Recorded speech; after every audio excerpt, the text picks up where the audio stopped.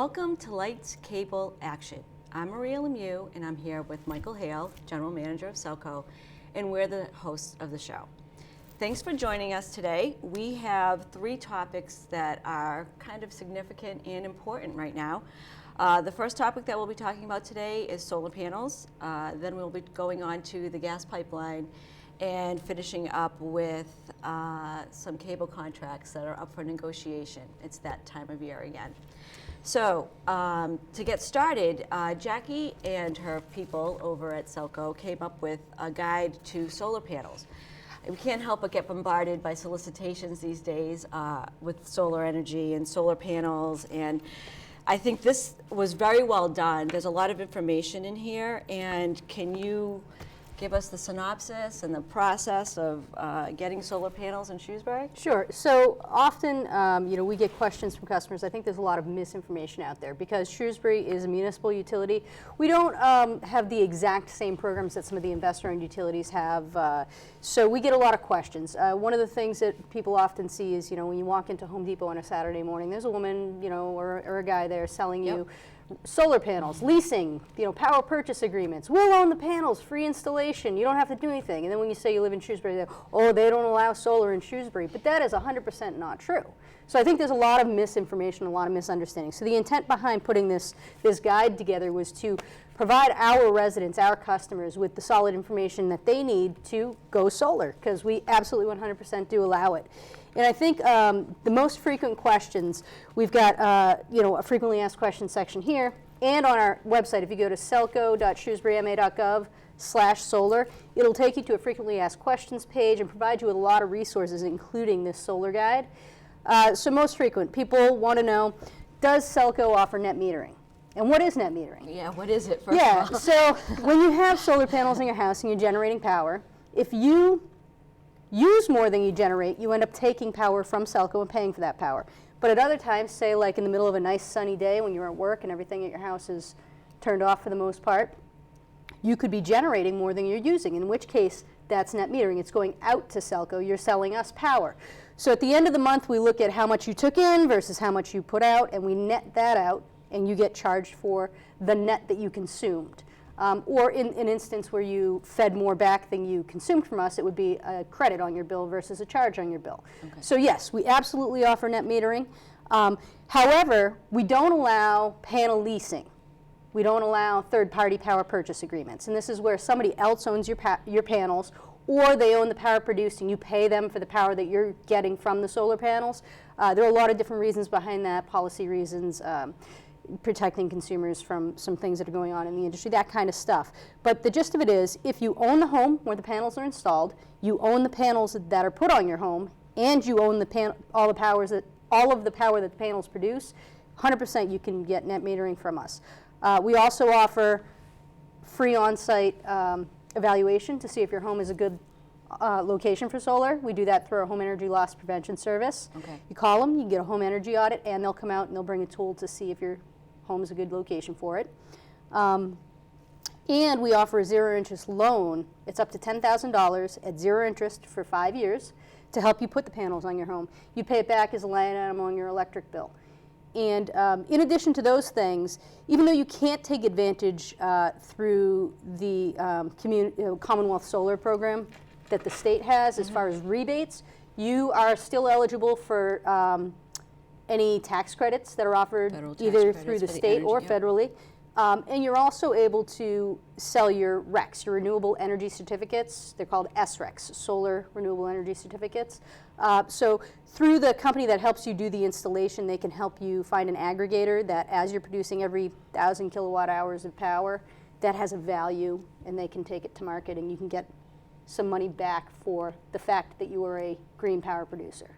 So and MWIC is a aggregator as well. They are for us. I don't know that they do it for residential at this point, but yeah. So we're totally in support of solar, and we have great policies in place, and we try to make it easy. And the state has recently come out with a program that they're seeking lenders, and I spoke to a lender locally in the area, and the state has a program where they will loan up to $60,000 at a 3% interest rate for over a period of 15 years for those who want to buy the panels and at a relatively affordable interest rate in today's terms. That should be coming out in the near future to Shrewsbury. So, And that'll be great to partner with our $10,000 zero interest. I Right. think that makes it much more affordable for consumers. we have about 25 or so solar installations to date over the course of the last 5 years.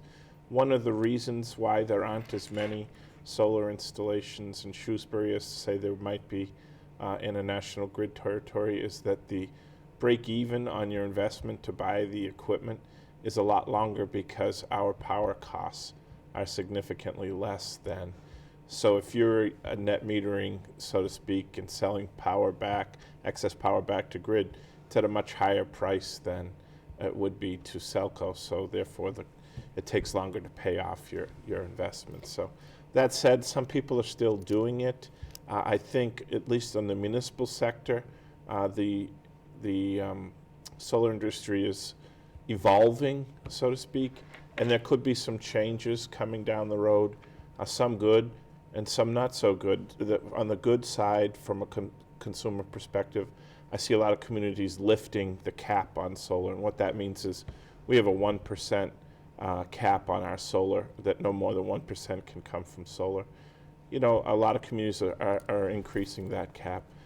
And the other thing that communities are looking at that have municipal utilities are that the solar power, the price that's paid to the consumer who installs the solar power is the total retail rate.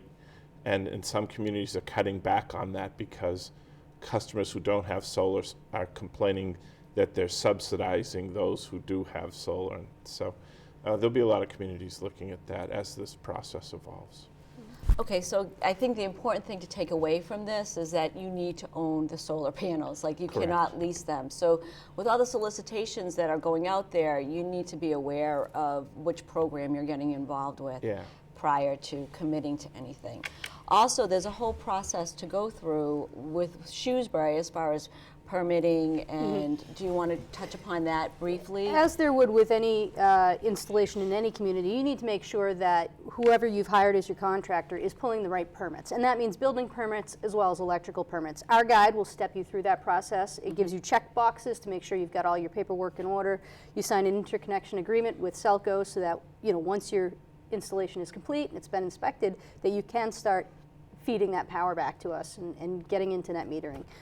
So, you know, the guide is pretty comprehensive, and it's really trying to take it from the, whoa, I don't know where to start, to, okay, this is really something I can manage, Yep. and I understand exactly what needs to be done. Yep, that's good. And where Now- can people get it? Oh, people can get it. So online, if you go to selco.shrewsburyma.gov/solar, we'll take you right to the page where you can get this guide. And we have them in the lobby of Yep, our absolutely. office, and Jackie and the others involved in customer service and marketing, when they're at community events, will bring copies as well. Absolutely, yep. Okay, good. And is this guide still for businesses as well, or just residential? This is a residential solar guide. We're going to be coming out with a similar guide, similarly formatted, but with specific information for commercial businesses 'Cause as it's well. not the same. So It's a little it's a little bit of a different policy, a little bit different in how we cap the size of a project and Okay. things like that. So that will be coming out in the next month or so. It's got to just be reworked for the correct information for commercial businesses. But absolutely, commercial businesses in Shrewsbury, excellent point, can have solar.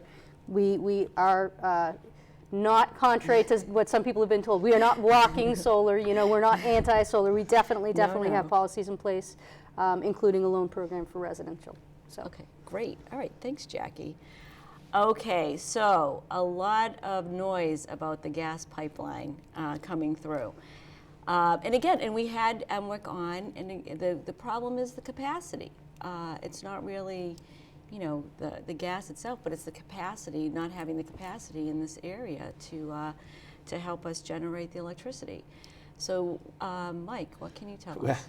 Well, there is some of the discussion, I think, focuses around, and it has been going on at the Finance Committee public hearing, where there's a special town meeting coming up on November 9th.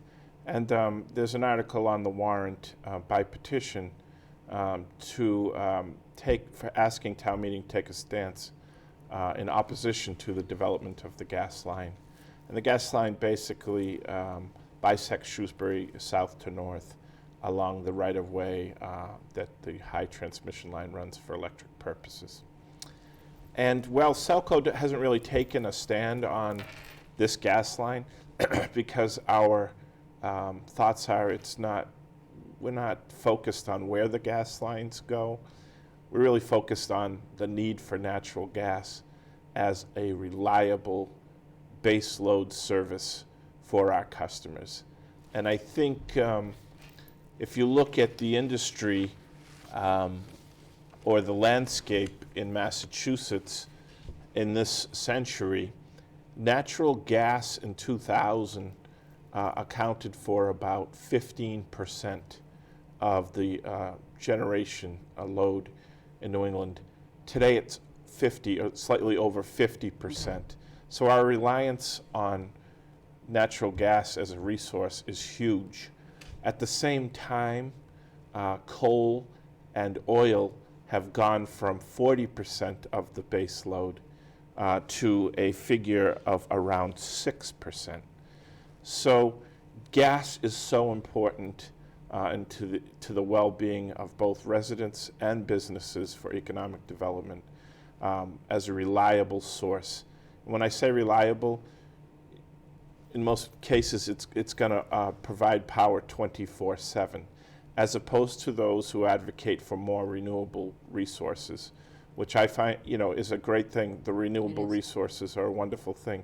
However, the downside to them is that they're not as reliable as gas. They're also not 24/7, right? Right. So that's the issue.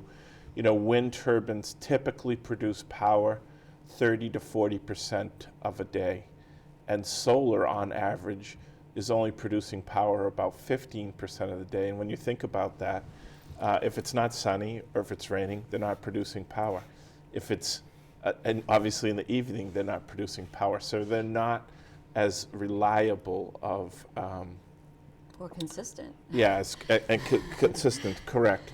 So we have as Selco's an owner of Stony Brook, and Stony Brook is a dual fuel power plant in Ludlow, Massachusetts, in western Massachusetts, and the issue in the winter of 2014 and somewhat in the winter of 2015 is that power plant had to run diesel fuel, 7.6 million gallons of diesel fuel that winter, because the gas pipeline that feeds it was constrained.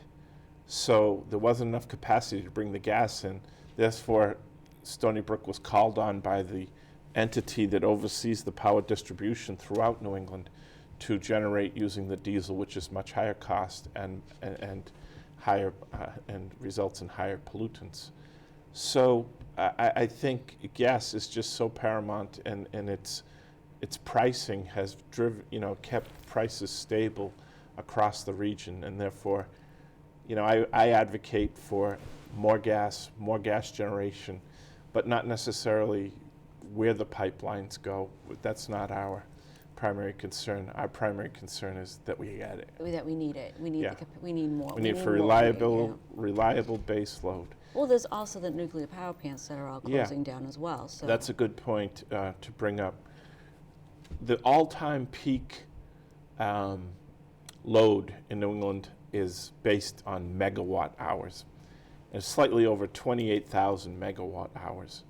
Well, in the 4-year period from 2014 to 2018, 2 major nuclear power plants will be closing down, Vermont Yankee, and it was announced a couple weeks ago that Pilgrim will shut its operation by 2019.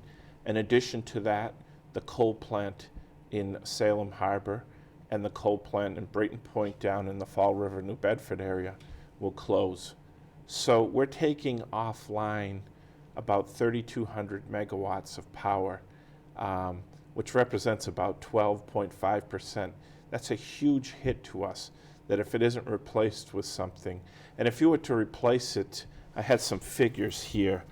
If you were to replace it with renewables, you would need to replace that power with 2,400 turbines that ran 24 hours a day, 7 days a week, and we just talked we about agree how they that only can't run happen, 30 to yeah. 40% of the time. And if you wanted to replace it with solar, again, running 24/7, you'd need about 18,000 acres of land to place those solar panels on.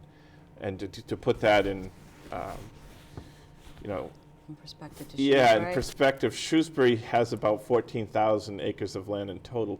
So you'd need to fill the whole town of Shrewsbury, Yep. and that's not even 24/7. So while the renewable resources provide great benefit, they're just not there yet, or the technology isn't there yet for them to be the sole producers, and therefore there's a need for either additional nuclear, which has no carbon footprint, but also has certain advocacy groups that don't want anything to do with nuclear, although it's clean energy.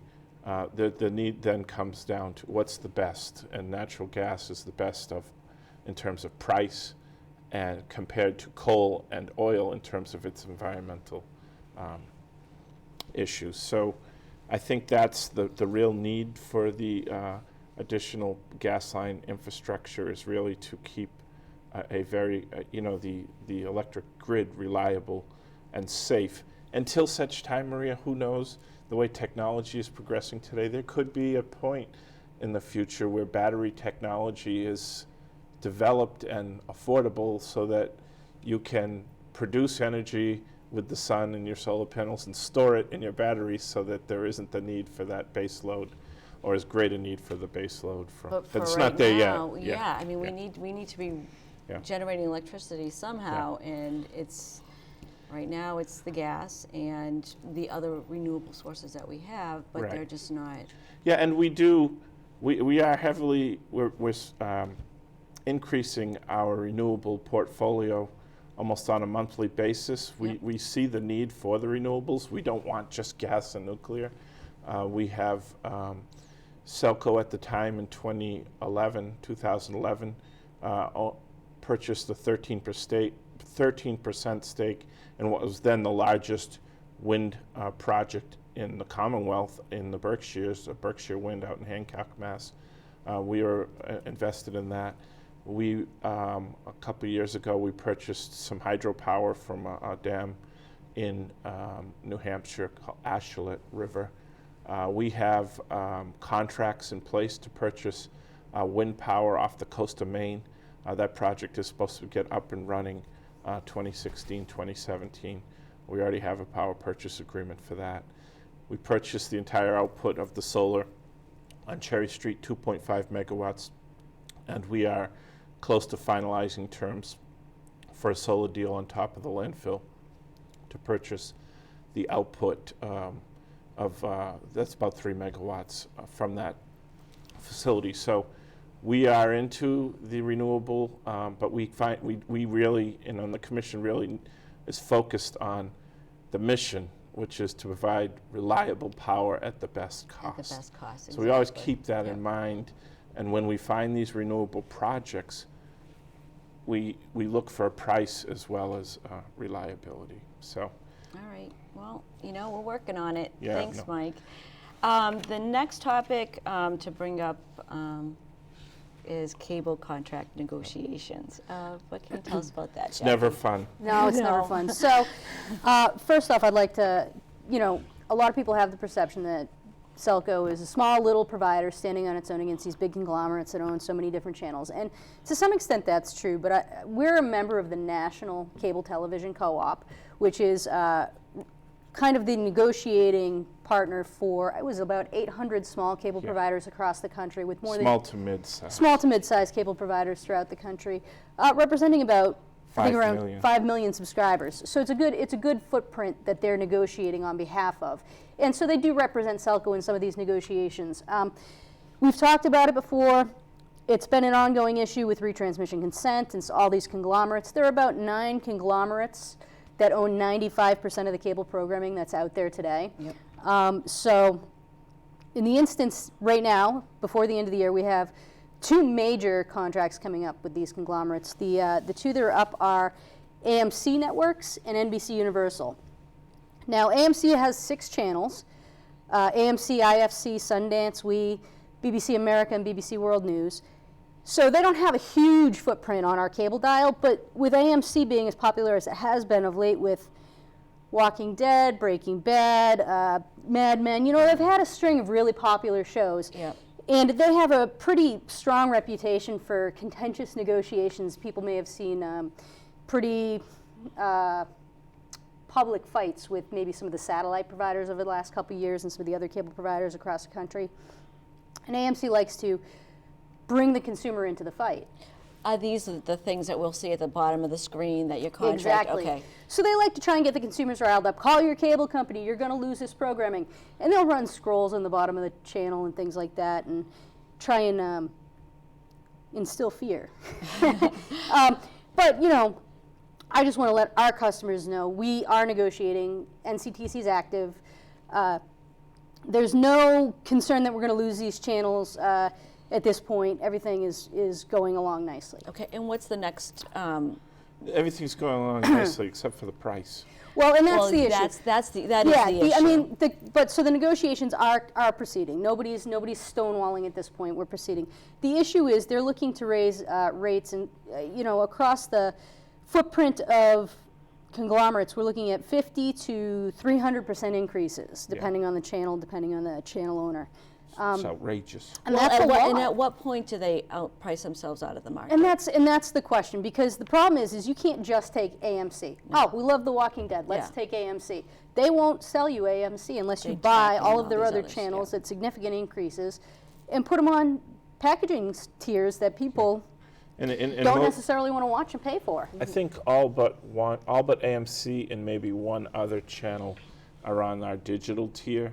So if you're an expanded basic, a basic and expanded basic customer, you don't have to worry about the increases in those other channels. However, there's significant. Well, they're looking to they're trying to move them all them. into expanded basic. What is the other set of so the other set of channels coming up is NBC Universal. This one also expires at the end of the year. Is also being negotiated by NCTC, and they have about 15 channels. We'll flash those up on the screen. Some of the bigger ones that people are into, they have MSNBC and CNBC, so they have some news. They have Bravo, E, NBC Sports, Sprout for the Kids, Sci-Fi, Universal HD, USA, Golf Channel, Esquire, Fuse, and the Olympics. Are their increases the same as AMC? Are they trying to get the same amount of increases, or are they? Well, we can't talk in details, but they're not as aggressive as AMC has been. And I think some of that, Maria, might be because they're owned by Comcast. And when Comcast was allowed to purchase content, so they're not only the distributor, they own content. I think the FCC keeps a close eye on that. So while the increases they're asking for are multiple times the inflation rate, they're not hundreds of times. I mean, and the problem is that you've got 15 channels that are all going to go up. Let's just say 40% might be a number, you know? That starts to really hit people's bottom line. And the problem with the way the contracts are written with the negotiation, we can't say, oh, channel A costs $1 today. Are you guys willing to pay $3 tomorrow for this channel? You can't break it out that way, and you can't pick and choose which channel. If we don't want to take Chiller, for example, we don't get any of the other NBC Universal channels. And with these conglomerates, often what they'll do is there's probably 3 NBC Universal channels we don't carry today.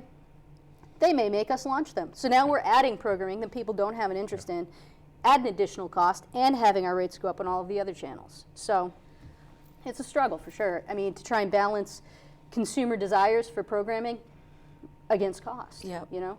And one way that we are addressing this issue right now is the survey that will be going on, correct? Yeah, so every 2 to 3 years we do a customer satisfaction survey. We hire a company, it's called Great Blue, and they do a scientifically valid survey. They take a random sampling of customers, and it's a telephone survey.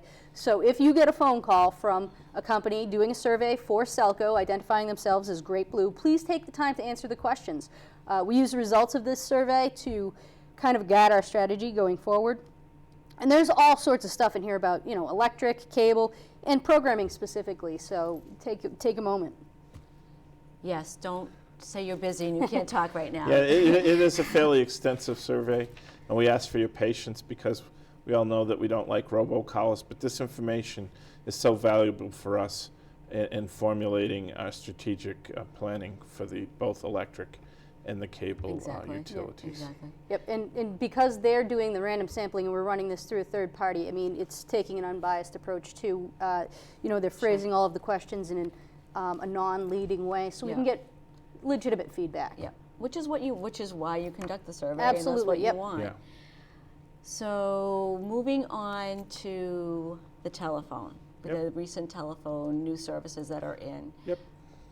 We finished up the conversion from Google Mail to Zimbra Mail in late summer. And on the heels of that, we started a migration effort for our telephone product that about 3,700 residential and business customers have. And that has gone, we've had a few quirks, but we hope to be done next week. So, and then in the winter, we'll try and roll out a couple cool new features that allow people to have their telephone calls go to their smartphone email if they want them forwarded that way, and they can hear them at work as well as other places wherever they are. So we apologize for the inconvenience that it caused, but we think we have all the bugs worked out and we're ready to go forward. Great, that's good news. And we will have another topic for discussion moving into next month. correct? Absolutely. Okay then, well you guys are great this week. Lots of information. Make sure you check out the website at Selco for if you're considering panels, or stop in and grab this. And thank you, Michael, for keeping us updated on the gas pipeline. Sure, and I will, and we'll see what happens next week at the town meeting.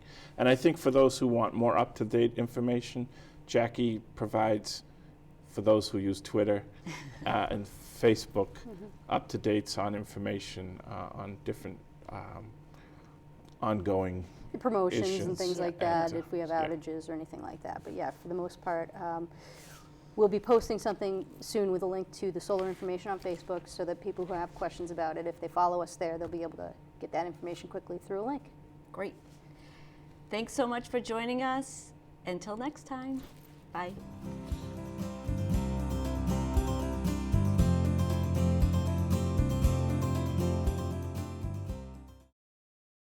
Ever wonder why your local TV bill continues to go up year after year? Small increases in your bill go to pay for service upgrades. However, the bulk of the fee increases are due to rising network fees. Just a handful of powerful media companies control the vast majority of programming you watch. And these companies dictate what we have to pay in order to offer their channels to you. These networks' demands often involve significant fee increases, which affect you every month on your bill. Since 1999, these fees have increased by 3.5 times the rate of inflation. All satellite and cable TV providers do their best in negotiating with these networks to get the lowest network fees possible. But if we refuse to pay those increases, the networks will pull their signals, causing their channels to go dark on your channel lineup. This is something we do our best to avoid. So the next time you open your monthly bill, know that we're doing all we can to keep it as low as possible. Learn more at tvonmyside.com.